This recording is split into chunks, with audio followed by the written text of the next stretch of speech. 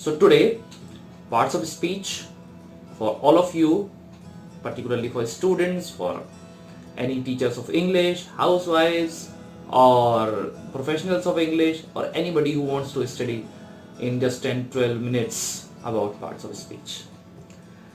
So there are total 8 or 9 parts of speech in English. Why 8 or 9?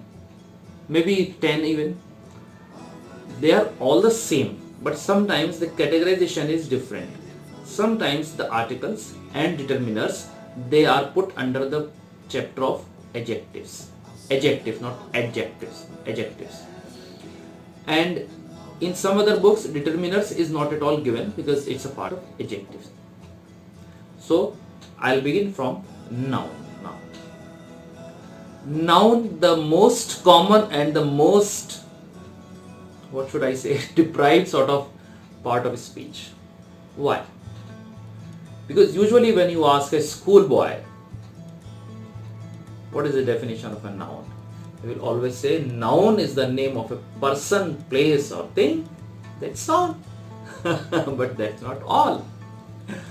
Because this definition can be sufficient for a schoolboy, for a small boy, for a small girl. But if you are an advanced learner, if you are a teacher of English, or if you are studying in 10th, 11th, 12th or even 9th class, this is an incomplete definition of noun. Because there are certain things in noun which are not things, which are not persons, which are not places, like honesty, sincerity, gravitation, idea, concept. These are not things, these are not names, these are not places, but they are noun. So the complete definition of noun should be like this, what I believe. You may disagree with me always, but this is what I believe, what I thought to be its complete definition. So I thought this thing and I am sharing it with you. Noun is the name of anything. So anything should clarify, means anything in the world, in the universe, but still we can carry on in anything like place, person, and I just forgot name of place, person or thing, or an idea, a quality, a concept, even abstract ideas. These all are included in noun. So now, noun, honesty is a noun because it's a quality. Sincerity is a noun because it's a quality. Gravitation, force, concepts, they are noun because they are ideas. And then this pen is also a noun. This watch is also a noun. I am a boy, I am a noun. I am a man, I am a noun. You are a girl, you are a noun. So all these things. So any name, naming words are nouns. So but sometimes it's confusing name. Without names, then a man without a name is also noun. Teacher is noun, school is noun, book is noun. So anything is noun, and those are not things. They are qualities, concepts, ideas are also noun. I think now it's complete. If you disagree with me, you can write in the comments box. I will be happy to read your ideas and share them.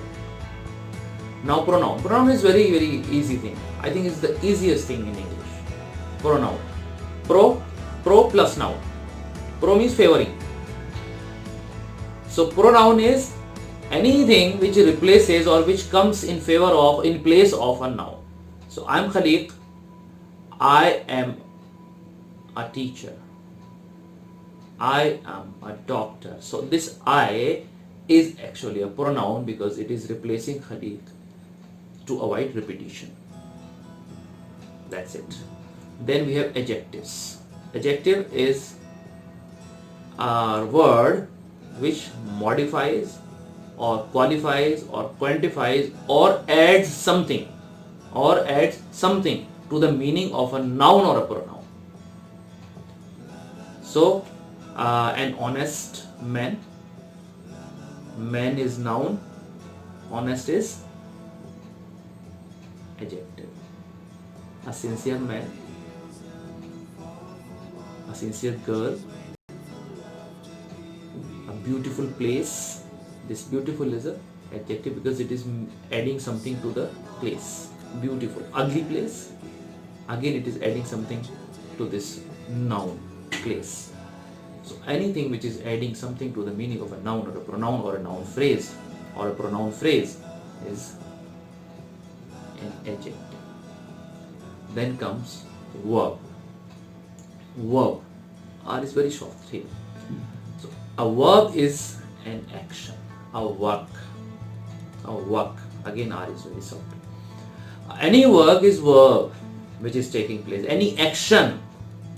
Sometimes they are called action words. So go, come, sleep, wave, write, all these are actions and they are verbs. And then there are forms of noun and usage of noun. I'll talk. I'll make separate videos on all separate parts of a speech. So there will be 9 different videos on separate parts of a speech.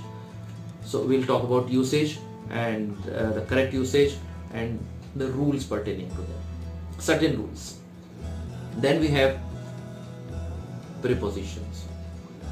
Preposition. Anything which talks about, any words which talks about the relationship of words in sentences. So this pen is my hand. Oh, no. This pen is in my hand. This watch is my wrist. No. This watch is on my wrist. So this on and in, they are talking about the relationship between hand and this. So in and on, they are prepositions which are telling the position of certain things. Particularly noun or noun phrases in a sentence. In, on, at, upon, above, over, all these are into, these are prepositions. Again, when it comes to preposition chapter, I'll talk about it at length. Then comes adverb.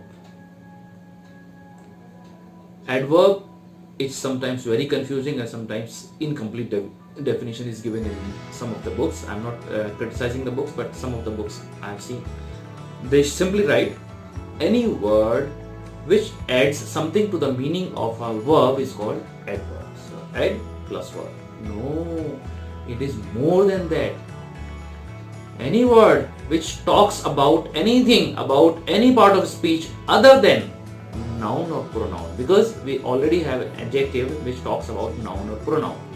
But anything which talks about any part of speech other than noun or pronoun is an adverb. So an adverb modifies or qualifies or talks about an adverb itself, an adjective itself, a verb itself, a preposition, a conjunction, an interjection, an article also. I'll tell you more about it. This is very interesting. Where adverb will be modifying adverb. For example, I'm giving you right above my head. Above is preposition, right is adverb, and it is modifying above, right above my head. This is how adverb works. I'll tell you more about it when it comes to the chapter of adverbs. And then articles. Article in some books it is written under the chapter of adjectives, but in some books it is a separate part of speech. So article are 3, a and the or the. They are pronounced as per their usage, but this is not a very famous rule these days. We overlook it sometimes. But in Britain they have a rule about it. So I'll talk about it later on, obviously, when it comes to articles. So article a and the or the is a definite article which is used with countable or uncountable both nouns and noun phrases. And then there is a and an. They are used only with countable and singular nouns or noun phrases. Then we have what is left? Conjunctions. Conjunction, as the name suggests, conjunction, they join. They join words, they join phrases, they join clauses, they join sentences. So you and I are talking together, and you, I, and is joining. He is honest, although he is poor. So this although is joining two sentences. She is a good dancer, although she cannot walk properly. So, although again. But you are sincere, but sometimes arrogant. So these are some of the examples of conjunctions. Then we have interjection. When we want to express our strong feelings in a word or in a phrase, that is interjection. It is very limited. Just a few words are there in interjections, like wow, what an idea, great, superb, bravo or bravo, wonderful. All these are oh, alas. All these are interjections because they are expressing strong, sudden burst of feelings or emotions. So I think I have covered all the parts of speech. Let us rewind very quickly. Noun, pronoun, adjective, verb, adverb, articles, prepositions, conjunction, interjection.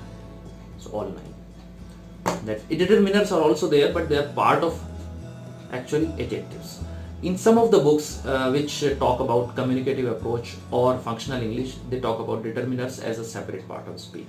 We'll talk about it later on, but as of now, this was about parts of speech only. And how did you like the video? Was I able to explain you the basic terms of parts of speech and what they are? They are actually, parts of speech are actually the building blocks. Any words you find in a book, diary or in a dictionary, they will fall under any of these categories only. You have thousands of words, but they will be either noun or pronoun or verb or adverb, only these. So if we know them very well, we can use them very well. And you know, language is based on usage. Always remember, language is based on usage. We have to use it. We have to use it for communication. We have to use to convey our ideas.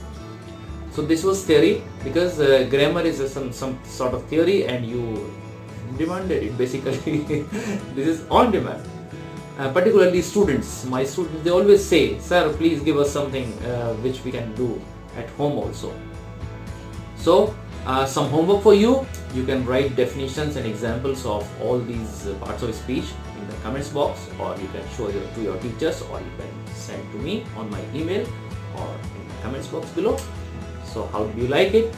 Share, please subscribe and press that bell icon so that you get the notifications whenever a new educational video is coming on your way.